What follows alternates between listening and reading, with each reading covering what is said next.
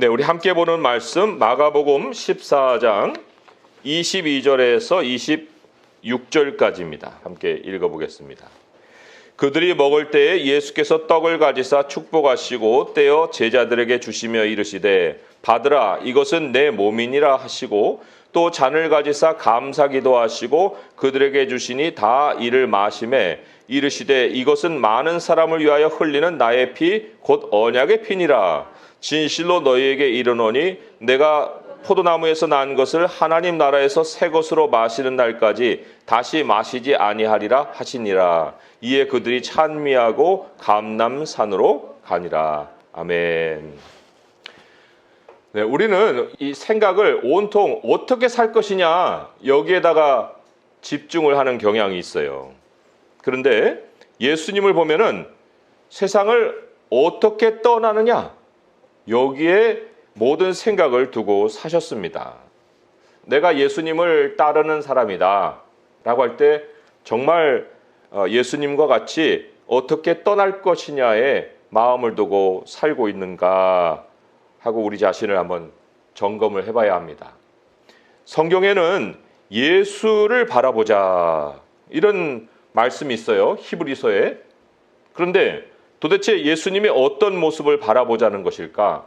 물론 예수님 전체를 이제 바라보자는 것인데 그런데 그 구절을 가보면 예수님을 바라볼 때 어떤 특별한 것을 바라봐야 하는지를 또 가르치고 있어요. 히브리서 12장 2절의 말씀을 보시면 함께 찾아볼게요. 히브리서 12장 2절의 말씀 366쪽에 있죠? 같이 한번 읽어보겠습니다. 히브리서 12장 2절 말씀 시작. 믿음의 주요 또 온전하게 하시느니 예수를 바라보자. 그는 그 앞에 있는 기쁨을 위하여 십자가를 참으사 부끄러움을 개의치 아니하시더니 하나님 보좌 우편에 앉으셨느니라. 예수님이 주목하신 것이 그 앞에 있는 기쁨이에요. 그러면 예수님을 바라보자 라고 할 때 우리가 예수님을 보니까 예수님이 그 앞에 있는 기쁨을 바라보셨네? 그러면 예수님을 바라보자고 하는 그 의도가 뭐예요? 너도 그 앞에 있는 그것을 바라보라. 그 앞에 있는 기쁨을 바라보라 하는 거예요. 그 앞에 있는 기쁨을 바라보는 것이 우리가 여태 막 어떻게 살아야 되느냐 하고 막 염려하고 두려워하고 있는 이 모든 것들을 벗어 던지게 해준다는 거예요. 그 1절의 말씀이 모든 무거운 것과 얽매기 쉬운 죄를 벗어버리고 라고 했잖아요. 그럼 어떻게 벗어버립니까? 라는 말에 대해서는 2절이 답을 주고 있는 거예요. 그 앞에 있는 기쁨을 바라보라. 그래야 모든 무거운 것과 얽매기 쉬운 죄를 벗어버리고 인내로 경주할 수가 있다. 그러면 그 앞에 있는 기쁨이 무엇이냐? 라는 것을 오늘 오늘 본문의 말씀이 가르치고 있습니다. 오늘 말씀 특별히 25절에 보니까 하나님 나라에서 새 것으로 마시는 날까지라는 말이 있죠. 하나님 나라에서 새 것으로 마시는 날. 하나님의 나라에 대해서 우리가 이거 영적인 나라인데 이거는 무슨 뜻이지? 하나님 나라에서 새 것으로 뭐를 마신다는 거야? 거기에 그런 것이 있어? 이런 생각을 이제 할 수가 있어요. 그런데 영적이라고 생각했던 사람이 이 말씀을 읽게 되면 놀라운 말씀이라는 거예요. 하나님 나라에서 포도나무에서 나오는 새 포도주를 마시는 날까지 다시 마시지 않겠다는 거예요. 사람들은 사실 이생에 매여 살기 때문에 또 너무나도 이생에 매여 살아서 내세는 이것과는 완전히 다르다고 생각을 하는 거예요. 완전히 다를 뿐만 아니라 어느 정도 완전히 다르냐면 내세에는 물리적인 것이 없다. 영적인 것으로만 있다. 이렇게 이제 생각을 하는데 그런데 복음이 정작 가르쳐 주시는 내세는 그렇지 않습니다. 우리가 복음을 대할 때에도 어떻게 살 것이냐라는 관점을 가지고 자꾸 복음을 보게 되면 이생에 매입니다. 복음을 믿으면서도 이생에 매여요. 왜냐하면 모든 말씀을 어떻게 살 것이냐에 대한 답으로만 보려고 하기 때문에.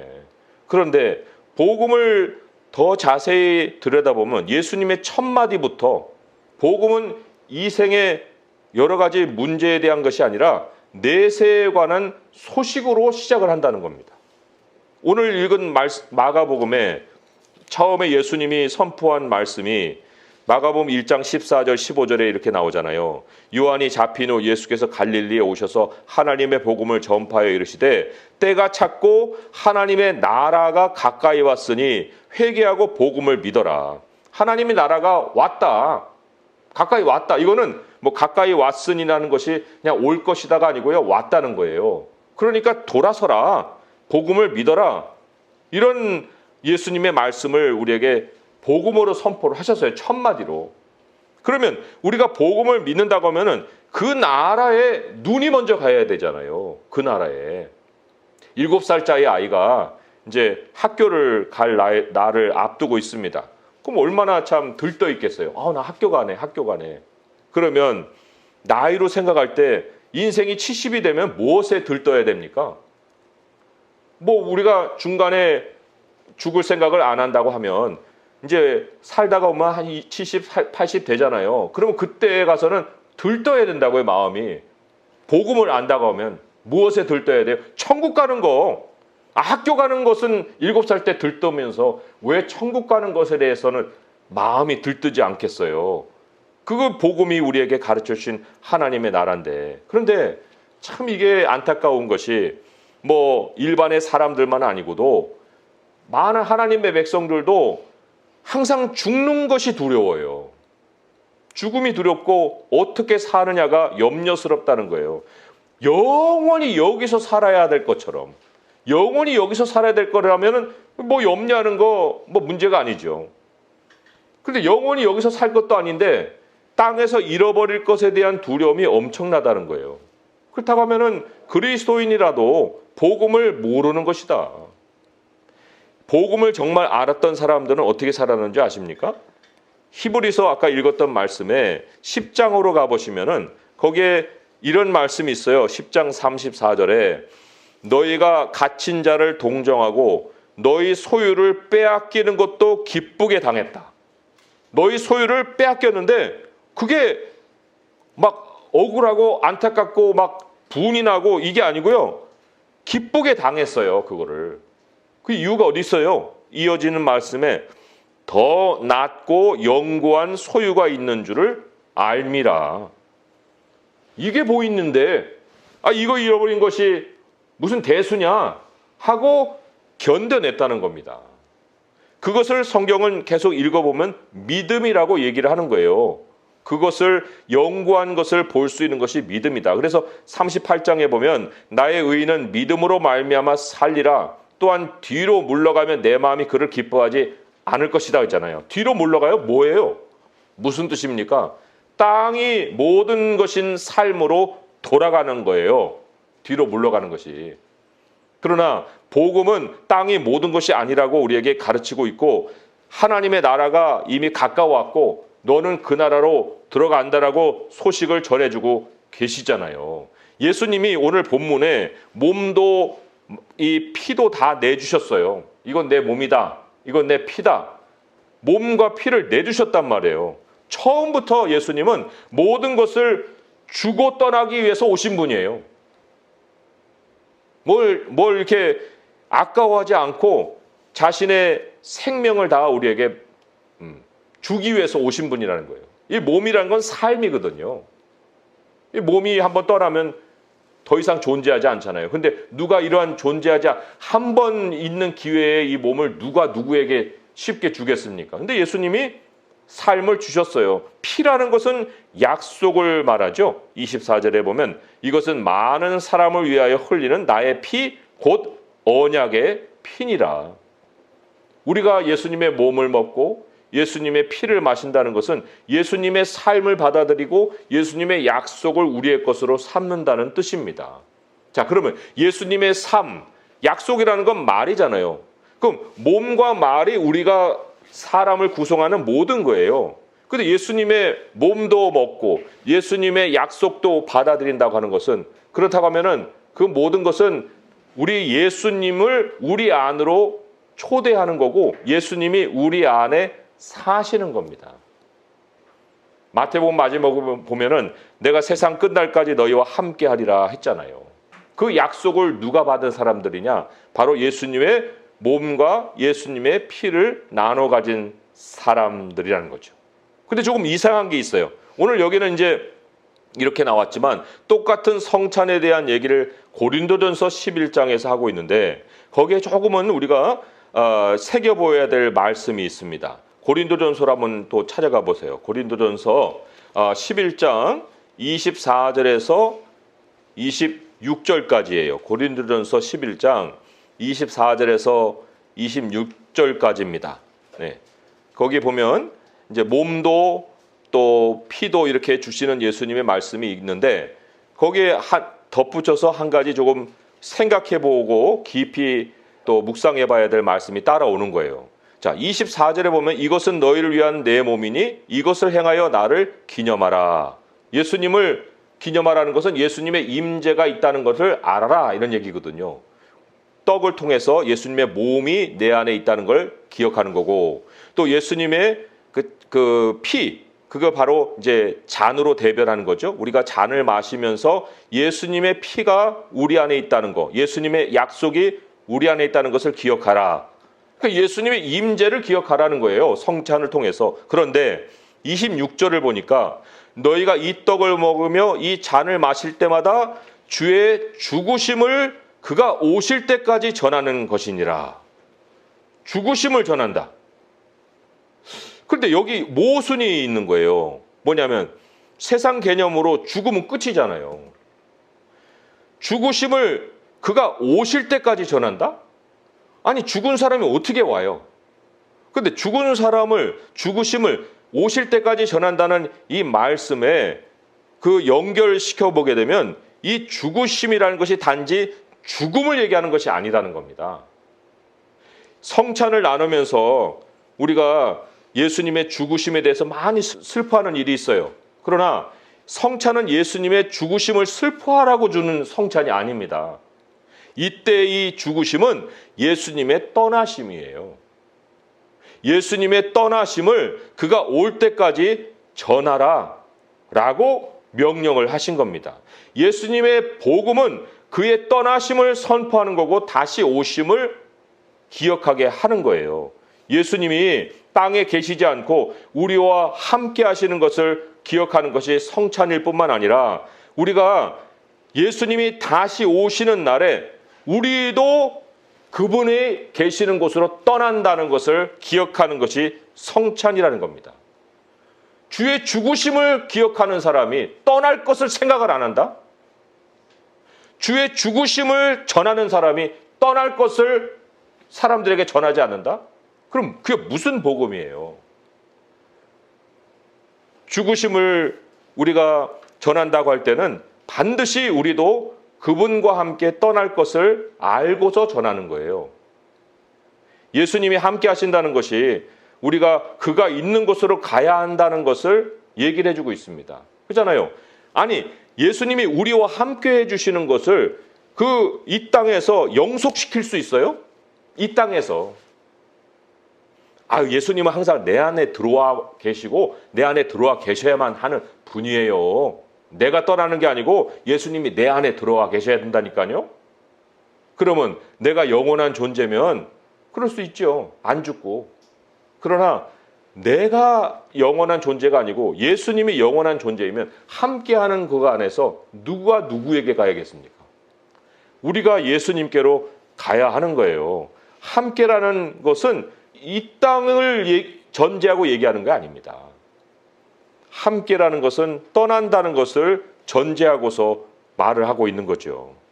그러니까 우리는 떠난 것을 두려워할 이유도 없고 또 아쉬워할 이유도 없는 겁니다. 우리가 그 나라에 가서 참 맞이할 이 일들을 생각해 보면 정말 우리가 왜 이 땅에 대해서 전혀 아무런 미련이 없이 생각할 수 있느냐 하는 것을 알 수가 있어요. 예수님이 우리에게 약속하신 천국을 보게 되면 매우 물리적입니다. 매우 물리적이에요. 우리는 너무 영적이라고만 생각하고 있지만 너무나도 완벽한 물리적인 현실을 주님은 천국으로 우리에게 설명해 주고 가셨습니다. 지금도 성경을 읽으면 그 예수님의 나라, 하나님의 나라가 우리에게 물리적으로 상상이 되게끔 만들어 주시는 거예요. 어떤 것을 우리가 오늘 말씀에서 힌트를 얻을 수 있습니까? 오늘 25절의 말씀에 진실로 너희에게 이르노니 내가 포도나무에서 난 것을 하나님 나라에서 새 것으로 마시는 날까지 다시 마시지 아니하리라. 이게 비유가 아니에요. 이게 뭐를 상징하는 얘기가 아닙니다. 하나님 나라에도 포도나무가 있어요? 이렇게 물어보는 것 자체가 엉뚱한 질문이에요. 아니, 포도나무가 있지요. 포도나무가 있으니까 포도나무에서 새 것을 마신다고 말씀을 하시죠. 그러면 어린 양의 혼인잔치가 비유인 줄 알았어요?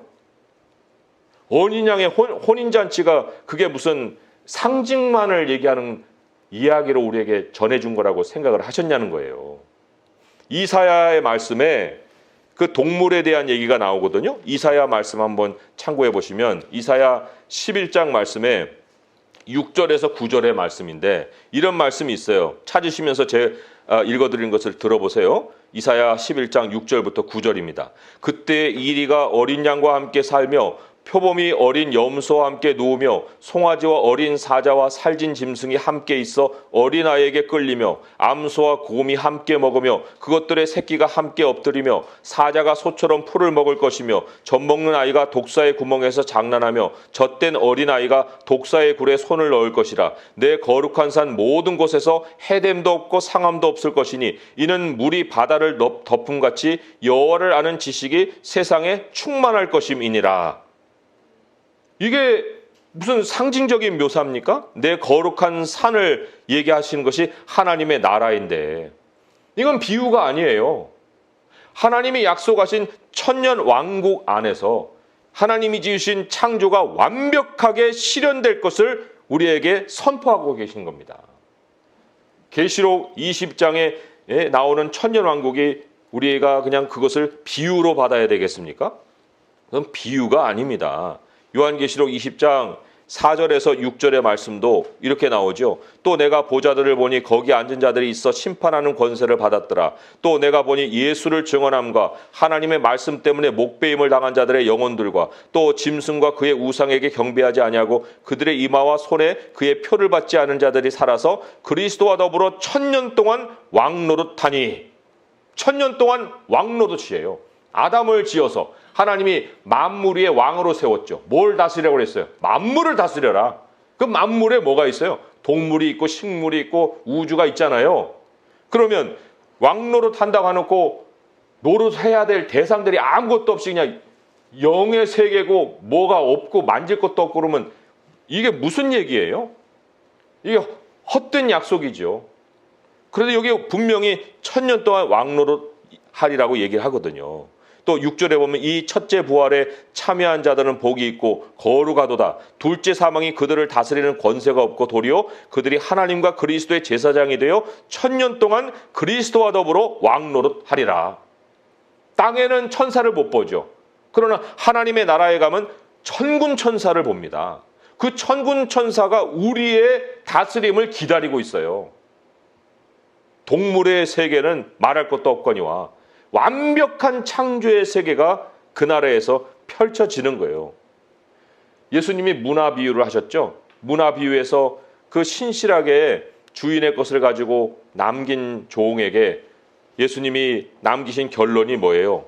그 칭찬하면서 주인이 이르되 잘하였도다 착한 종아 내가 지극히 작은 것에 충성하였으니 10골 권세를 차지하라. 10골 권세라는 것은 10도시의 왕이 되어라 이런 얘기거든. 근데 가보니까 도시는 없고 뭐 뻥 뚫린 공간밖에 없다? 그러면 이런 약속을 왜 하십니까? 10골이라는 말을 왜 하시는 거예요? 있으니까 하는 거예요. 있으니까. 상급이 있다라고 얘기를 하시잖아요. 영원한 보화를 하늘에 쌓아라. 그 나라의 모든 그 실제적인 현실을 그러니까 처소를 예비하러 간다고 예수님 말씀하시는데 처소도 없는 영적인 세상에 무슨 처소입니까? 그런데 주님이 말씀하시는 모든 것이 매우 물리적인 것을 얘기를 하시는 거예요. 제가 세상 종말을 얘기하는 사람들의 예언을 좀 종합해 봤어요. 그랬더니 그 사람들이 세 가지를 공통으로 얘기를 합니다. 뭐 기독교인들 예언만을 얘기한 게 아니에요. 모든 앞으로 다가올 세대를 내다봤다는 사람들의 모든 예언들을 다 공통적으로 보니까 세 가지가 공통점이더라고요.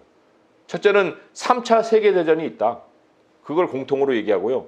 두 번째로는 지구축이 바뀐다. 뭐 몇 바퀴가 도든지 뭐 북극이 남극으로 바뀌든지 아무튼 지구축이 바뀌어가지고 완전 뭐 엉망진창이 된다는 거예요.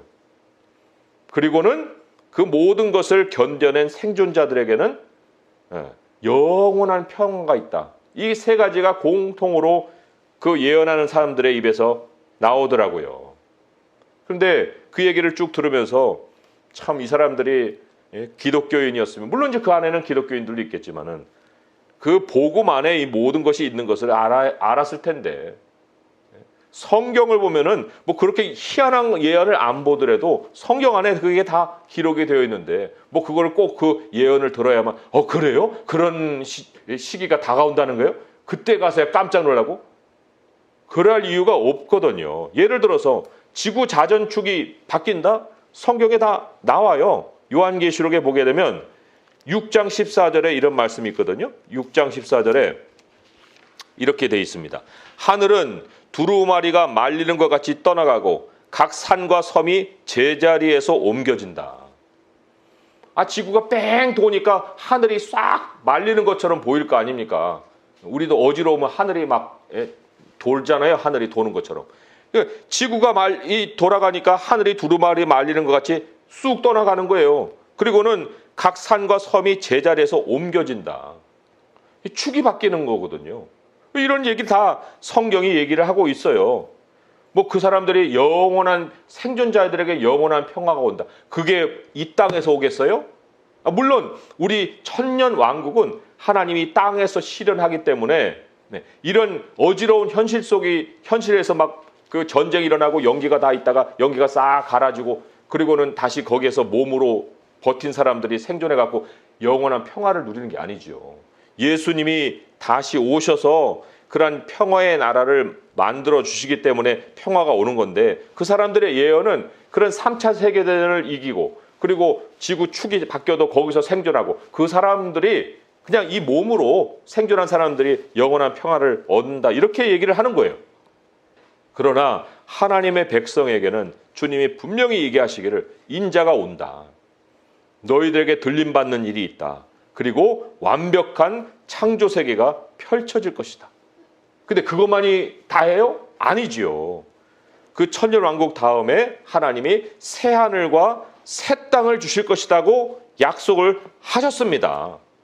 첫 하늘과 처음 땅은 없어진다고 얘기했어요. 요한계시록 21장 1절에 또 내가 새 하늘과 새 땅을 보니 처음 하늘과 처음 땅이 없어졌고 바다도 다시 있지 않더라. 없어져요. 그러나 없어지기 전에 천년을 통해서 창조의 세계를 완벽하게 누리게 해주신다는 겁니다. 이게 예수님이 그 앞에 있는 기쁨으로 바라보신 거예요. 그러니까 어떻게 떠날 것에 대한 생각을 가지고 사셨지, 이 땅에서 어떻게 살 거냐, 어떻게 생존할 거냐, 거기에 마음을 두고 살지를 않으셨다는 거예요. 지금 코로나가 이슈죠. 모든 사람들의 이슈고 세상은 그 이슈에 모든 눈을 집중하게끔 만들어요. 그리스도인들의 생각도 자기들의 그 이슈, 어젠다에다가 다 몰아넣습니다. 너 이거 생각해야지. 뭐를 예배를 드리고 무슨 하나님 말씀이고 그게 문제야? 이게 문제지? 계속 거기다가 마음을 끌어모으는 거예요. 그렇지만 아니 이 세상에 살면서 지금까지 코로나만 이슈였어요? 온갖 이슈가 뒤섞여 있는 것이 여기 세상 아닙니까? 우리 눈은요, 예수님께로 고정을 해야 됩니다. 예수님을 바라봐야 됩니다. 예수님을 바라볼 때 성경이 우리에게 주목하게 하신 것은 바로 그 앞에 있는 기쁨이었다. 그리고 그 앞에 있는 모든 것은 바로 우리가 앞으로 가서 여기보다 정말 비교할 수 없을 만큼의 완벽한 세상이다 라고 성경은 얘기하고 있습니다. 완전한 내세가 우리를 기다리고 있는 거예요. 그러하니 오늘을 우리가 기뻐할 수 있는 이유는 이 삶 안에 있는 것이 아니라 예수님이 함께 하심에 있고 예수님이 바라보신 그 기쁨의 세계에 있다는 거예요. 우리 이 새해 어떻게 살 것인가가 우리의 마음을 자꾸만 조여올 때마다 아니야. 예수님의 죽으심을 나는 내가 예수님이 오시는 날까지 전하라고 했어. 예수님은 떠나신 분이고 우리도 떠날 거야. 하나님이 함께 하시니 함께 하시는 예수님과 함께 이 몸을 벗을 때 우리는 그 나라로 간다.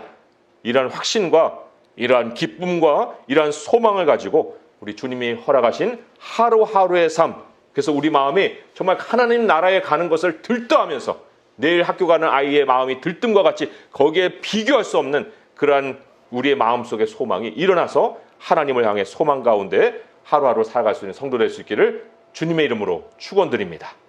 기도하겠습니다. 하나님 아버지 감사합니다. 말씀으로 돌아와서 주의 말씀에 귀를 기울이면 너무나도 하나님은 찬란한 영광스러운 세계를 우리에게 준비해 놓고 계십니다. 아버지여, 젊었을 때는 이 땅에서 많은 것을 가질 것 같이 꿈을 꾸고 살고 있사오나 아버지 하나님, 몸이 쇠하여지고 나이가 들면서 점점점 마음에는 염려와 두려움이 또한 잦아드는 것이 인생입니다. 그러나 하나님, 예수 그리스도는 여기서 어떻게 살 것이 아니라 어떻게 떠날 것을 생각하시고 그것을 주목하고 그 앞에 있는 기쁨을 바라보셨나이다. 아버지, 오늘 우리들의 주변의 세상이 너무나도 열악하고 너무나도 우리들의 삶을 짓누르고 있나이다. 그러하여도 우리의 마음은 짓눌리지 아니하고 우리의 마음은 얽매이지 아니하고 우리 예수 그리스도가 우리에게 약속하신 천국의 그 미래를 바라보면서 오늘도 당당하게 그리고 담대하게 살아갈 수 있게 하여 주시옵고, 또한 아버지 하나님 소망 가지고 살아갈 수 있게 하여 주시옵고, 주님이 함께 하시는 삶이오니 어떤 염려도 두려움도 내려놓게 하시고 우리 아버지와 함께 즐거움으로 모든 성도들과 함께 교회를 세우며 그 나라를 향해 전진해 갈 수 있도록 도와 주시옵소서. 우리 주 예수 그리스도의 이름으로 감사하며 기도합니다. 아멘.